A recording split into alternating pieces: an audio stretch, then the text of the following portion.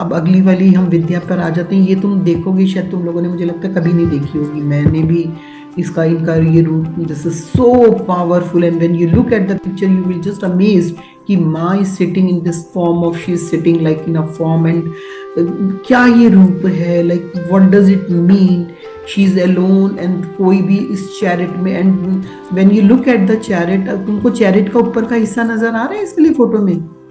नहीं आ रहा शायद, मैं दोबारा दिखाने की कोशिश करती हूँ। Just look at the chariot, एक मिनट, तुम इस चैरिट की तरफ देखना, मैं दोबारा दिखाती हूँ। First time I have seen image, yes, now look at the picture. इनका जो ये, आप देखो, ये जो बैठी हुई है, इनके जो फ्लैग है, इनका जो ये झंडा है, इस पे भी कौवा बना हुआ है, काग बना हुआ है, ऊपर भी काग बैठा हुआ है, लेकिन ये ब्लेस भी कर रही हैं and she is wearing white sari and एकदम पतली दुबली जैसे हड्डियों वाला बॉडी निकला हुआ है, एंड इनके हाथ में सूप है, like very different form of, ये भी विद्या है, ये भी हमें ज्ञान दे रही हैं, बता रही हैं। तो इस चीज को हम समझते हैं कि ये क्या बता रही हैं। So mind blowing. I am surprised actually. मैं even I am surprised. I am really, yeah. इस शक्ति को पूनम, या एक मिनट, वेट,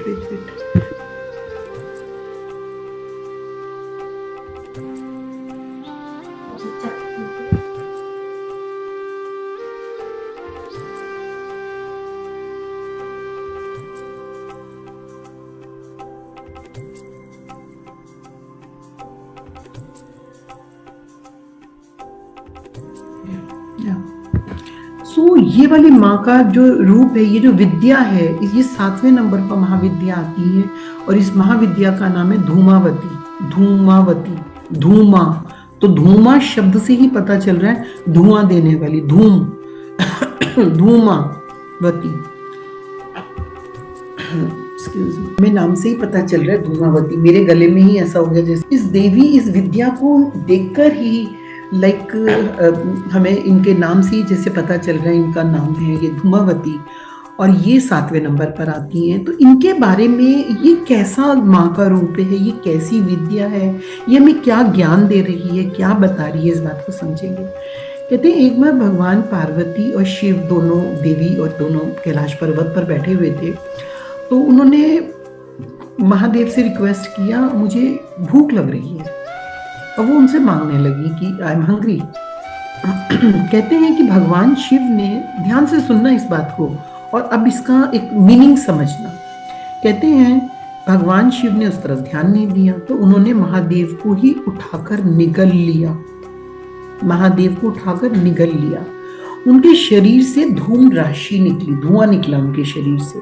तब शिव जी ने उस समय पार्वती से कहा, तुम्हारा जो सुंदर रूप है ये धुएं से ढक गया है, इसलिए ही तुमको धूमावती या धूर्मा कहा जाएगा। और ये महाशक्ति अकेली है, अकेली, ये इनका कोई स्वामी नहीं है, ये स्वयं नियंत्रित है। इसलिए इस शक्ति को, धूमावती को, इस शक्ति को, क्योंकि शी इज ऑल अलोन, इनका कुछ नहीं स्वामी, तब इसलिए इनको कहते हैं दुर्गा सप्तशमी के अनुसार इन्होंने ही प्रतिज्ञा की थी कि जो मुझे युद्ध में जीत लेगा, जो मेरे गर्व को, मेरे अहंकार को, मेरे इसको, वो उससे मैं शादी कर लूंगी, वो मेरा पति होगा। लेकिन कहते हैं आज तक ऐसा नहीं हुआ, इस एनर्जी को कोई भी जीत ही नहीं सका। इसलिए ये शक्ति, ये धन रहित हैं, ये पति रहित हैं, ये महादेव को निकल जाने के कारण क्योंकि उन्होंने महादेव शक्ति को ही निगल लिया। और ये कहती है मैं भूखी हूँ, मेरे को भूख लगी है, मैं मेरी क्षुधा को शांत करो। अब ये कहते हैं कि यहाँ पर शिव को निगलने का क्या तात्पर्य है, यानी कि उन्होंने किसी को भी अपना स्वामी मानने से इनकार कर दिया, कोई मेरा स्वामी नहीं है। उन्होंने कि अगर हम शिव पार्वती को देखते हैं और आप ये कहते हैं कि यस द शिवा इज, हमने सबसे शुरू में बोला विद्यापति है, विद्या को वो देने वाले हैं, वो पति हैं, लाइक दैट एंड दैट। लेकिन यहाँ पे उन्होंने अपनी क्षुधा को शांत करने के लिए, क्षुधा को शांत करने के लिए इन्होंने उनको ले लिया। तो इनकी जो ये क्षुधा, अब इसको आप ये सोच के चलो कि ये इनका जब कहते हैं कि जब इस तंत्र के अनुसार, अब इनका जो और वाला साइड है, मैं उस चीज़ में नहीं, बिल्कुल छोटे रूप में इसको चीज़ को करूँगी। कहते हैं कि सती ने जब दक्ष यज्ञ में योगनी अग्नि के द्वारा, अपनी योग अग्नि के द्वारा अपने आप को भस्म किया था, उस समय भी कहते हैं जो धुआं उत्पन्न हुआ उससे धूमावती विग्रह का प्रागट्य हुआ था। मतलब ये दो तरह के इंसिडेंट्स इनके रूप में आते हैं।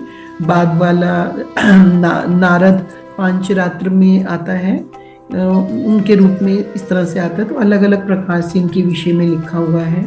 और कहते हैं कि इनका जो तांत्रिक रूप में इनका प्रयोग अलग, बहुत नेगेटिव एनर्जीज के लिए, वी कैन से रोग निवारण के लिए, मारण के लिए, विपत्ति नाश के लिए, जो लोग भी तांत्रिक रूपों में, अलग अलग रूपों में करते हैं, तो इन चीज़ों का प्रयोग इस तरह से करते हैं।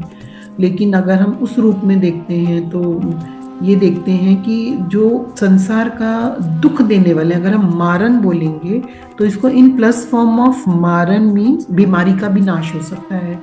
मारना, इट्स नॉट कि दूसरे व्यक्ति को मार देना, we don't have to go into in that form of, यानी युद्ध में हमें विजय प्राप्त करनी है, बीमारी से छुट्टी पानी है, फॉर एग्जाम्पल लाइक दैट। तो यहाँ पर इस देवी के ये रूप में बताया कि जैसे इनके अलग अलग प्रकोप बताए गए, जैसे किसी को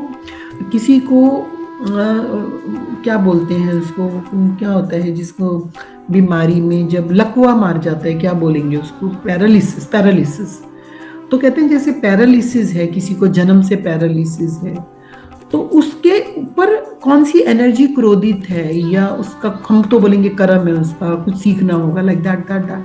तो यहाँ पे इस चीज को उन्होंने किया कि रोग के दुख को देने वाली, everything is an energy kind of thing. तो इनको एनर्जीज के रूप में इन्होंने बताया कि संसार में जितने भी दुख मिले, ठीक है, तुम्हें मिले दुख, लेकिन उनका प्रकोप है ना, तुमने कुछ ऐसा कार्य किया जब मिला, तो उसमें जिसको बहुत उन्माद मतलब जो पागलपन वाली एक स्थिति होती है, या बुखार, या तो वो रुद्र का कोप होता है। फिर इस तरह से इस एनर्जीज को ऐसे डिपिक्ट किया है एक्चुअली में।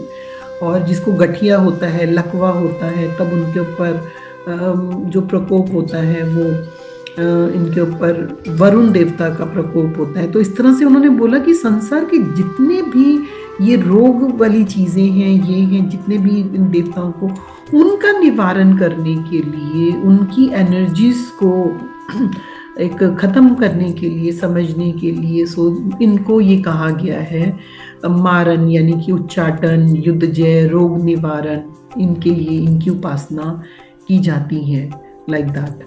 और ये लक्ष्मी माँ की, जो हम लक्ष्मी का रूप देखते हैं शतपथ ब्राह्मण के अनुसार, धूमावती एक, और निरृति जो है ये लक्ष्मी की बड़ी ज्येष्ठा है। और कहते हैं कि इस तरह से करके इनके बारे में बोला जाता है। तो धूमावती को ही, क्योंकि उग्र तारा है, और इनको दुर्गा सप्तशती में तामसी नाम से भी इनकी ही चर्चा की गई है कि ये कैसे चीज़ों का करती हैं। ये प्रतीक है स्थित्व प्रज्ञ का। एक स्पिरिचुअल लैंग्वेज में शी रिप्रेजेंट्स स्थिर प्रज्ञता, जो कृष्ण भगवान ने गीता में बोला, स्थित प्रज्ञ के क्या लक्षण हैं, स्थित प्रज्ञ। तो ये she is a symbol of स्थित प्रज्ञ। और जो उनके ध्वज पे जो काक बना हुआ है, कौवा बना हुआ है, वो मन का रिप्रेजेंट है, कि मन को रिप्रेजेंट, की वो वासनाग्रस्त मन है जो हमेशा अतृप्त है, हमेशा अतृप्त है। उन्होंने बोला कि मतलब कि उनकी दीन अवस्था, जीव की, एक जीवात्मा की दीन अवस्था, भूख, बीमारी, कला, दरिद्रता, ये सब चीज़ें जो बोलती हैं कि इन चीज़ों को एक डिनोट करते हुए उसको कैसे खत्म करने वाली ये वाली माँ की शक्ति है।